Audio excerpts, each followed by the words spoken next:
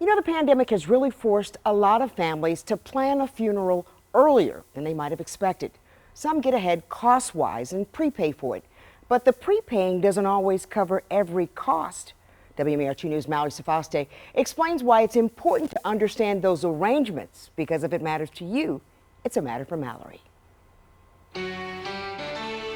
The point of pre-planning is to have everything taken care of to make it a little easier during one of the most difficult times in our lives. However, consumers are finding out that a pre-need contract doesn't mean everything is paid off. A 1-2 punch. In the span of 9 months, Ed Fields lost both of his parents. My mom passed in January 2019. In October, same thing happened. Ed's parents had pre-need arrangements at different funeral homes. His mom's at Lillian Zeiler's.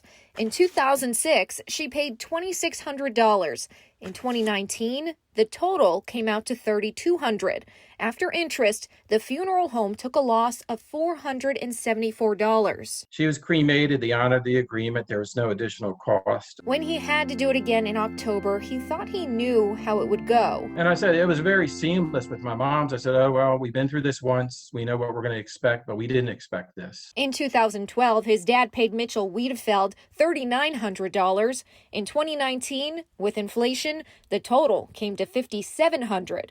The funeral home deducted interest and took a $700 loss, but a month later, the family received a bill for over $500. We said, oh, this has to be wrong. It's prepaid. And then we got another bill in January, and we had to settle the estate. We can't settle the estate if they're going to put a lien against the estate. How is it that one funeral home didn't charge anything additional, but the other did? A shift in the industry, new law, and different funding mechanism are the answers.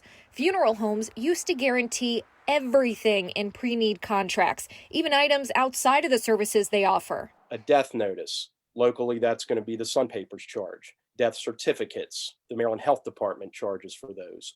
Could be costs for church, clergy, what have you. They would cover the cost increases with interest accumulated through a bank certificate of deposit. It was just whatever's in there pays for it, and that's that. Over time, as CD rates got lower and lower, we were seeing a shortfall on it seemed like virtually every prepaid funeral that we had. So we looked to a different funding vehicle. That became insurance policies, and a law in 2002 allowed funeral homes to make this change, as well as only guaranteeing services they offer.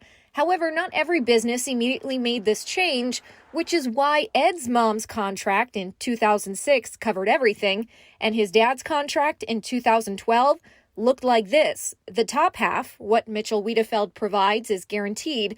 The bottom half, known as cash advance items, aren't guaranteed. Do you think that people maybe still have a misunderstanding surrounding these funeral contracts where they say, you know, my mom or dad or grandparent made these arrangements so that I wouldn't have to incur any additional expense later on? Why is this happening now? Yeah, if they're not the ones who engaged in the contract and they don't realize that certain items are not going to be guaranteed, and they've been told that, you know, mom took care of this, dad took care of this, they are under the understanding that it's all taken care of. So if there is a shortfall in the non-guaranteed area, they're not expecting that. Businesses can set their own prices, and the Maryland Board of Morticians and Funeral Directors didn't find a violation. So with these contracts, it's important to understand what is guaranteed and what could cost you later on. Overall, you're still better off having a pre-need contract where some of the expenses are paid versus owing thousands later on. All right, thanks, Mallory. The Federal Trade Commission also issued a rule mandating that funeral homes disclose pricing in person or over the phone before you sign anything.